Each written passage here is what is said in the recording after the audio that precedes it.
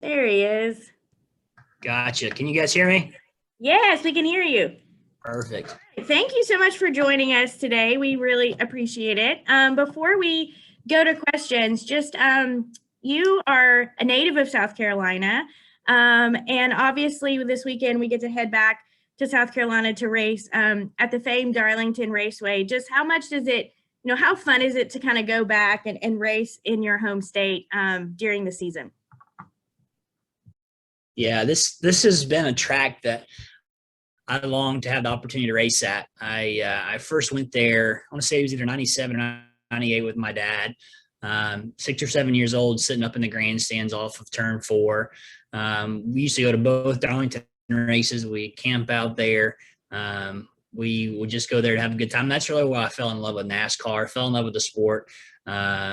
Just had a good time there, and definitely was really special growing up, being able to go to Darlington, and now have the opportunity all these years later to go there and race and compete, especially now to have fans, a hometown crowd there to come out to watch the race.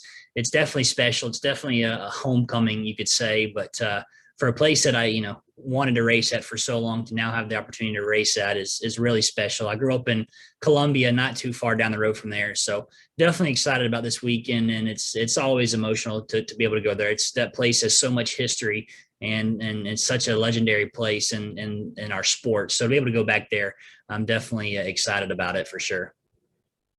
All right, well, we're going to go straight to questions from the media. Friendly reminder, if you have a question for Jordan, just raise your hand within the Zoom platform and we'll call on as many as we can. And to kick us off, we're going to go to Bob Pockris. Go ahead, Bob. Yeah, Jordan, are you hoping this is kind of a highlight of what I assume has been kind of a frustrating year? Yes, frustrating would be definitely an understatement in the way things have happened. It's just been one of those years, and racing can teach you to appreciate the highs as much as it can teach you to appreciate the lows. So to be able to come home and race at Darlington, the throwback scheme that we got this weekend honoring Larry McReynolds, it's pretty cool there to honor his first career race as a crew chief in the Cup Series. So yeah, even though it's a lot of crazy things happen, we'll hopefully look forward to having our Xfinity team back on track at COTA on May 22nd. We'll continue forward with that program when we can qualify with it. So, this year definitely has been one we wanted to really develop our truck program into an opportunity to give some other young drivers some starts as well as other drivers. We had Howie DeSavino made his Truck Series debut for us at Richmond a couple weeks ago. We've got Roger Roos driving for us at COTA. So to get back in the seat, honestly, has just been a highlight for me to get back racing. This is, I've been doing this for 6 years now around the Truck Series. So glad to get back in the truck. I'll run at Darlington this weekend, back at Charlotte as well. So everything around this weekend, coming home, the special paint scheme is definitely a highlight. So as you said, it's definitely a bright point in our season, and I'm looking forward to it. And Darlington, that was my first time racing there last year. Didn't really know what to expect. So hopefully now that I've got one race there underneath my belt, I can go back this year and we'll be competitive and hopefully bring home a good finish. And I mean, you would, I assume, do Xfinity races at COTA and Charlotte and then Nashville. Do you feel like, is there any chance of like breaking into the top 40 after those 3 races, or is it too much or would that be too big a leap? I think there's a slim chance in there. It depends on if we're able to grab some stage points and have to be very competitive and finish strong. So with the cars that we've got, we'll have our RCR cars that we got earlier this season. We'll have ECR motors in the cars for those 3 races. So we're definitely going to put our best foot forward to see if we can qualify in. It is a big gap, don't get me wrong, but it is possible if we put together 3 really good races. So I think that race in Nashville is June 19th. So hopefully by June 19th, we'll maybe have fought our way back into the top 40. Thank you. Thank you, Bob. All right. Our next question is going to come from Marty. Go ahead, Marty. Thanks there, Amanda. Hey, Jordan, thanks for the time, man. Hope you're well. First off, on your throwback, I know you're engaged to Kendall McReynolds. What was her reaction as well when, or did she have any part of the throwback design honoring Larry? Yeah, it's actually a funny story. I told Kendall about my idea to do it, and her and I both had hopped on the internet and got on Racing Reference and looked at his first start. And Racing Reference actually had his first ever Cup start at Bristol with Neil Bonnet the year before in the old Rogers Racing number 37.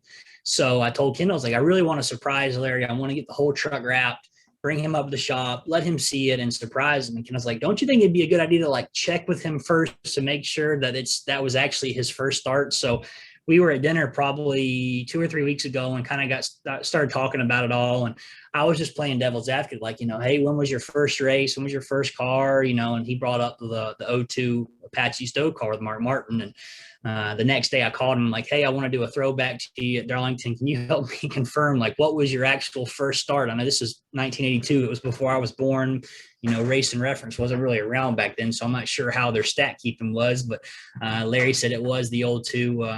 Mark Reno was actually crew chief in that car before Larry came in. They used to have a shop over there at the Speedway, and it's cool. You see so many throwbacks that go back to drivers that made a mark on our sport or have a lot of history at Darlington. And this one is cool because of the personal connection, hearing the stories of Larry, how they would hop in. I don't know if you ever seen the picture of the old Apache Stowe trailer. It wasn't a trailer. It was like a box van the car rolled up in the back of. So to hear the stories of Larry talking about how Mark was trying to cut his teeth in the sport and the shop they worked out of. And that was actually where Larry and his wife, Linda, met while he was working on the O2 back with Mark Martin. So the personal connection there on the whole throwback was really special to have him involved. And Larry actually came over to the shop yesterday, and he's still got his original crew shirt from when he worked on that car back in 1982, and it still fits. The pants don't fit, but the shirt still fit on him. So we actually got a couple pictures of Larry in the crew shirt and me beside the truck. So it's definitely special. And, with Kendall and I getting married next year, it's cool to be a part of such a great family, and to be able to honor Larry and his mark on the sport is even more special as well. That's a great story. Second off, Bob reported earlier yesterday that you have switched points from Xfinity to the Truck Series. I'm kind of curious, does that change the schedule amongst drivers that are also racing in the 3 truck this season? How does that work out?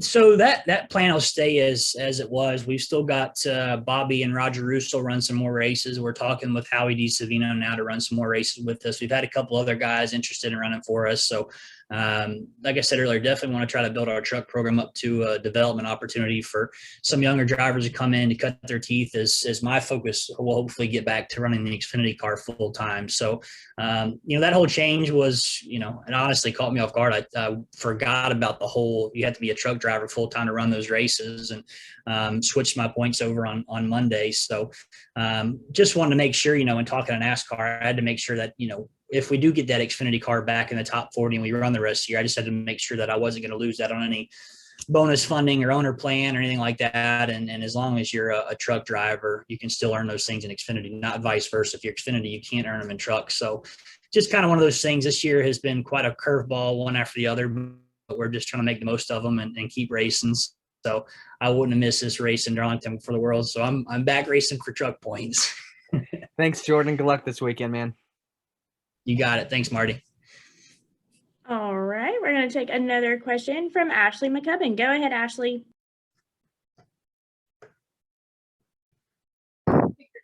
Hey, Jordan, thanks for your time today.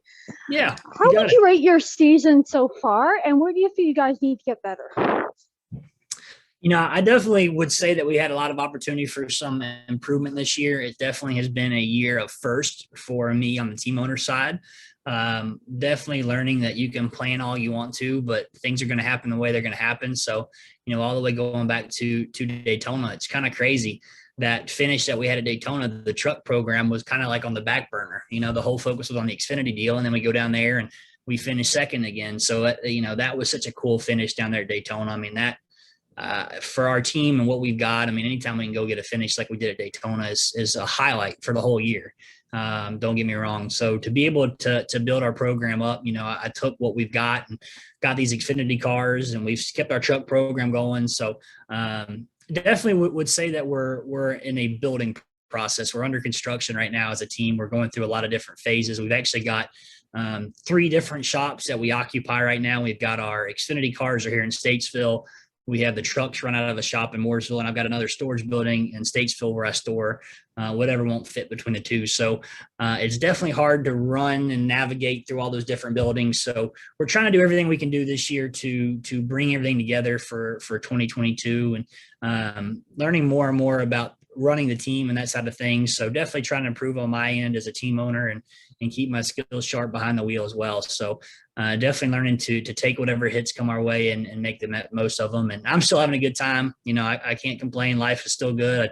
I turned 30 this year, got engaged. We got some Xfinity cars. So a lot of good stuff still going on. Very blessed and excited to see what the rest of this year has in store. And it will not hurt my feelings to see qualifying and practice come back somewhere next year so we can get our Xfinity car back around him. But thankful for all that we've got some great guys working the shop, some great partners. We've been able to really focus on this year. It's kind of funny with not running the Xfinity car full time. I've had more time to work on sponsorships and different things like that. And we've really tried to hone in our sponsorship model. We've done a lot of B2B, business to business work with our partners from the Bomb Read Automotive Group there in the Midwest. We actually had 2 new partners on the truck this past weekend, Easy Care and BG Services, 2 primary partners. So it's been cool to learn more about that side of things and really making some effective business plans and strategy with these partners. So hopefully that'll be a good base foundation for our program for many years to come, what we're doing this year. And continuing to build that program, what would it mean if you guys could put that truck in victory lane? Because I mean, it's been great to see you come so close a couple times. Yeah, this is definitely a race and not a sprint for us. We're definitely in this for the long term. So there's always that balance of not spending more than you can actually afford to spend and keeping your stuff in check. So definitely comes down to having really good equipment in the day, but we want to be here for many years to come. So we really made the investment in our Xfinity program this year, and hopefully that'll turn back and help support our truck program in the long run. So, you guys have seen how excited I've been at Daytona these last 2 years. And when that first win does come, I'm probably not going to sleep for 2 days. Thanks for your time today. You got it. Thank you. All right. We are going to take another question here from Tucker White. Go ahead, Tucker, with your question. All right. Jordan, a big topic of conversation this past weekend with the IndyCar community at Texas was the use of PJ1 there. And Graham Rahal himself said that it was basically like walking on ice and slippery as hell. Now, compare that to how long they've been using it for NASCAR at Texas. How does that compare to what you guys have experienced with PJ1 at Texas? I'm not a fan of it, so I'm right there with Graham. I would probably echo his statements. It definitely does bring a lot of grip to parts of the racetrack that you would never run it before. But Texas, the way that turn 1 and 2 is right now, it's such a one groove track. The way the banking is, you just, physically you can't run as fast up in that high groove as you would on the bottom. It's a shorter way around. There's not that much banking down there. So, what I've seen running at Texas in the past, and it bit me last year. I tried to go 2 wide through turns 3 and 4. And literally once you get your right side tires outside that PJ1, there's no grip. So you're really kind of on edge as a driver the whole race, because there's a lot of speed in the PJ1. You can make up a lot of ground there. But as soon as you try to go past somebody or race around them and you get outside of that PJ1, you got to think that you're going from a patch of the racetrack that's holding rubber to a patch of the racetrack that's just the rubber's not laying down like where the PJ1 is. So you're definitely like going from it's like going from asphalt to dirt almost. I mean, you got all this grip in the world, you jump outside of it, and all of a sudden your tire slip doubles. So I understand the philosophy behind it. It definitely has made racing better at some tracks, but I think Texas is one of those places that I think it would be better without it. All right, thank you. You got it, man. That was a crazy race, by the way, that IndyCar race. That was pretty wild. All right. Well, that appears to be all the questions we have. Thank you so much for joining us. We really appreciate it. Good luck on the Triple Truck Challenge. And good luck this weekend in Darlington as well. Thanks, Amanda. I appreciate it. It'll be fun. It's always cool seeing all the throwbacks. It's been neat to see it all come out this week. So hopefully it'll be a good weekend for us all. And I'm kind of actually excited to be able to have more people back in the infield. So hopefully we're slowly but surely getting back to normal. And I know you guys all that are on here are looking forward to getting back to track soon. So appreciate you all hanging in there with us. Absolutely. We agree as well. And we look forward to seeing a lot of familiar faces this weekend. That's right. See y'all. Have a great rest All of the week. right. Thanks again, Jordan.